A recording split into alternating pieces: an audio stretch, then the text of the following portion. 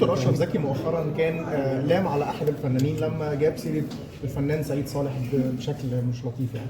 اخر سؤال، الفنان محمد عطيه امبارح لما قال انا ما بحبش ام كلثوم وبتنيم وما بحبش اسمعها، عندك رد على ده او ممكن قرار يتاخد بمناسبه ده؟ هل هو اصلا عضو نقابي ولا لا بما انه مغني؟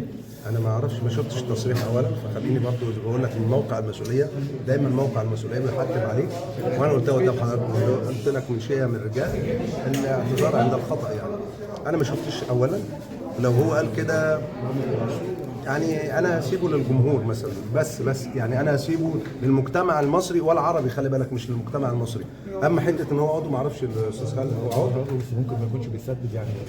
ما اعرفش والله. في حاجه. طب الاجتماع النهارده شفنا تحقيق النهارده وجايبين استدعاء حسن شاكوش وكزبره، والمفروض كان دي استدعاء التحقيقات الخاصه بالرشوه والفساد اللي كان حاصل في النقابه. احنا كان عندنا فساد كبير ورشوه اعترفوا بيها معظم مطربين الاداء الصوتي، شعبة الاداء الصوتي، وقالوا انه كان بتاخد منهم رشاوي وكانت بتحصل منهم رسوم نسبيه على انها رسوم للنقابه، وما كانوش بياخدوا الايصالات الرسمي النسبي. يعني كل المبالغ دي، ومبالغ لما انت تسمعها مثلا من حسن شاكوش ومن عمر كمال ومن الناس اللي كانت موجوده، مبالغ بتتعدى في الشهر ال 600 و 700 الف جنيه ورشاوي رسميه، ويعني هم اللي مقررين. في شكوى من زمايلك في النقابه ان انت ما بتنيمهمش. ما احنا مش هننام لغايه ما نضبط شكل الادفاع الموسيقي.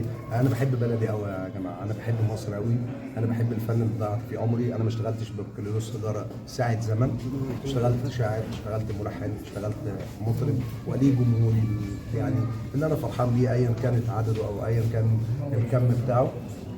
دي اول شكوى تجيلك ان انت بتنيمش الموظفين؟ والله العظيم عشان نحط اساس. انا مؤمن في الاداره بالذات، انك انت كل اساس هتوضعه، كل اساس هيتم صناعته، هو ده اللي انت هتمشي عليه وهتبقى ماشي مرتاح خلاص. في ضوابط وفي معايير، في قوائم سابق تحطه وتشتغل عليه، وابتدي زملائك اوتوماتيكيا خلاص الحركه تاخد الشكل الديناميكي العادي، اللي هو خلاص ده عارف هو بيعمل ايه، ده عليه ايه، ده جاي يسدد ايه.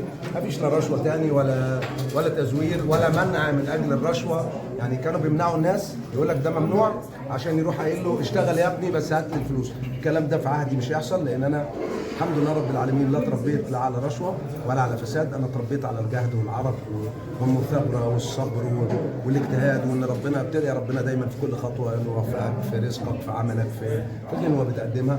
انا ماليش في الرشاوى وماليش في الفساد، فان شاء الله العهد الجاي ان شاء الله تجتمعوا بينا دايما في كل تجتمع مع نفسك انت وتغني؟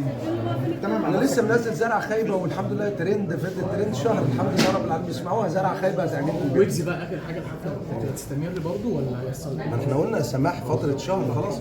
احنا في شهر سامحين بيه لكل اولادنا اللي متعاقدين، عشان ما انا بقول لك التزمت مش مطلوب والعنف مش مطلوب، وانا مش دورنا هنا التجبر. يعني مش دورنا هنا ان احنا نيجي نتجبر على الشباب ولا بتاع. دول ولادنا وخلاص بينتموا، وهم نازلين دلوقتي ياخدوا كارنيهاتهم عادي جدا ويشتغلوا عادي جدا. في فتره سماح شهر كامل لكل من تم التعاقد معاه.